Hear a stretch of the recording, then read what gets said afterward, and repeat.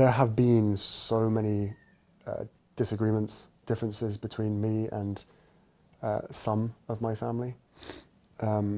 This current situation that has been ongoing for 5 years with regard to human life and safety is the sticking point. It is the only thing that's left. Of course, some members of my family will never forgive me for writing a book. Of course, they will never forgive me for lots of things.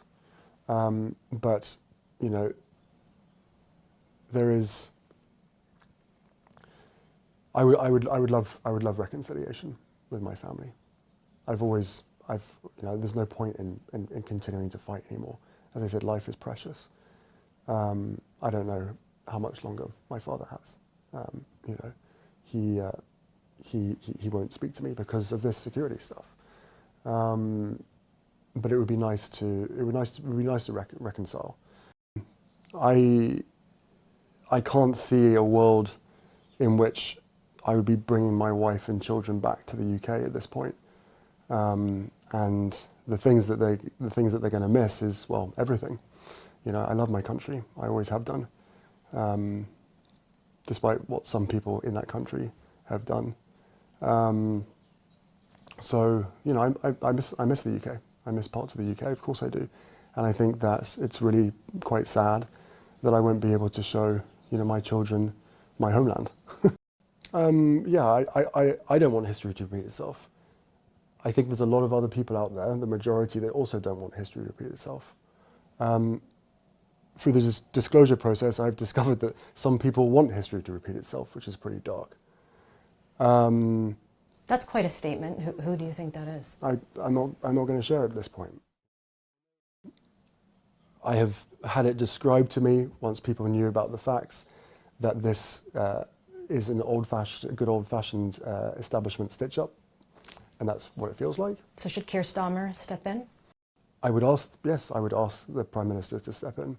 I would ask Yvette Cooper, the Home Secretary, to look at this very, very carefully, and I would ask her to review RAVEC and its members. At this point, I'm feeling very let down.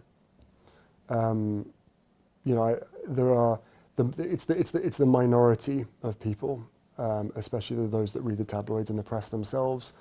The press themselves have incited so much hatred towards myself, my wife, and even our children, that's hard to forgive.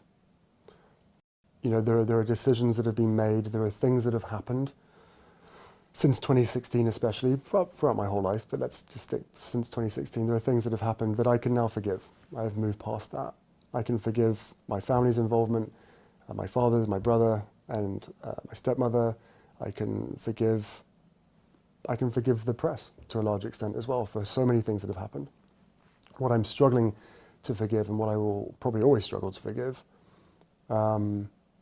is that a decision that was made in 2020 that affects my every single day. You know, no matter how much private security I have around me, there's only so much that I can do and operate and function within the UK when it comes to supporting my charities, visiting my friends, all of these things. So, you know, I've been treated very, very, very differently to everybody else that exists. All examples that exist, past, present, I have been singled out. Do you want the court battle to continue? Do you want to try to see this get to the Supreme Court? I don't want any battles to continue. There is way too much suffering and way too much conflict in the world. At the heart of it is a family dispute.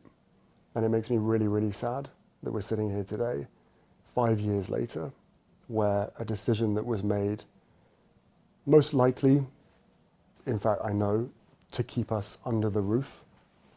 But then once you realised that that wasn't going to work, once they realised that, you know, myself, my wife, and our kids are happier outside of the institution, then please just look at the facts. I can never leave the royal family. You know, that is my family. That is my larger family. I left the institution because at the end of the day I had to. I didn't leave it in 2020. I left it in 2021. But security was removed in 2020.